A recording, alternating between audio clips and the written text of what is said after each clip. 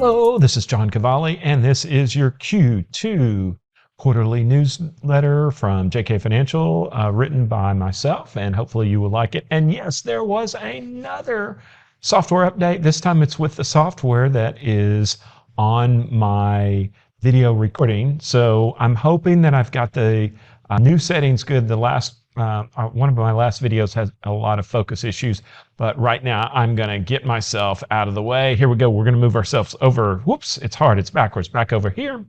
And we're going to get right to our Q2 newsletter. For those of you driving down the road, keep your hands on the wheel for the safety. I always say that. We do this in video, audio format, and let's get going. Keep this short because you get a lot of information at the end of each quarter. And the reason that we do this again for news for newbies is so that you get a little bit of a thought, a little bit of deeper thought into what we were thought, clarity into our thoughts.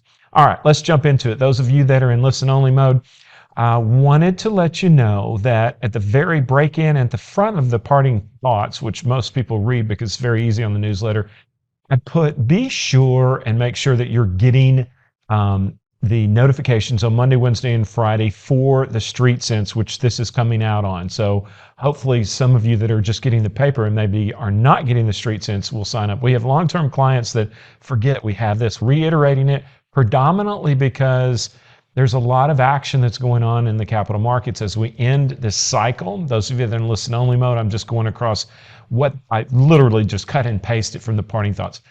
I post stuff on Monday, Wednesday, Friday at 10:30 Dallas Central Time, and I've been posting a lot of things that are fast moving because of the capital markets, because of the economy, and I don't want everyone to have to wait for a quarter. So if you are not doing that, we're going to, Jen's has on her docket after tax season, which we're about to talk about, to go through and do a reconciliation and see if we can find those that maybe have fallen off due to new cyber rules, which we're going to also talk about soon. All right. Those of you in listen-only mode, I am going down to the first topic. I've broken this up into a couple of simple topics, but it is tax time. Part of the reason I'm doing this on a Thursday night. It'll post tomorrow, Friday, which will actually be the first day of the, 30th?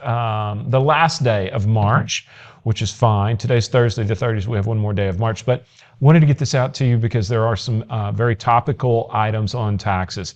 We can still do a SEP for non-W-2 income, and you still can do a spousal IRA if you meet the criteria. There are some new hurdles that we just found out about recently, but spousal IRAs are available for those that don't have any kind of other retirement plan available to them, but there are some hurdles that we, again, just found about. Back to the SEP. The SEP is it's simplified employee pension, and it is best used only basically used for adjusted gross income, deferring 25% of that income into an IRA rollover, and you can have a 401k as well. But what you must have is non-W-2 income. So really nice thing to do.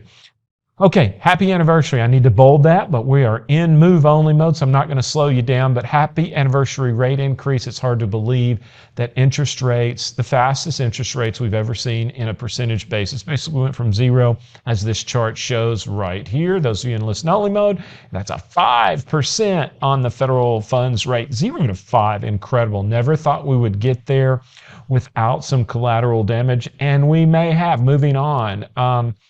Also, at this same time, the Federal Reserve tightened money supply. They were purchasing $120 billion, putting aka putting $120 of liquidity into the system for quite some time. They flipped that around and started taking that out in the early part of 2022, and that reversed money into our money supply. That's what's shown some of the problems. It's not directly, it's indirectly, but that's what's caused some of the problems in the banking system. We are not going to go there as far as what's going on in the banking system. We're following it very closely, and we are, we're not one to cause a breaking news like event, but we do feel like there are events that may continue. This is likely not over. We don't know what we're going into, but we called our attention, our collective attention to this in January. Bottom line, Federal Reserve has pulled liquidity out of the financial system,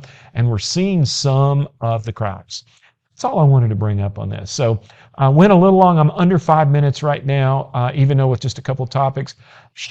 Those of you that got the newsletter, you have a couple of other special articles that we were not going to talk about in this public venue. So kick back, enjoy, and if you got the newsletter, fantastic. Thanks for your time. We'll talk again on newsletter format in this. Have a great day.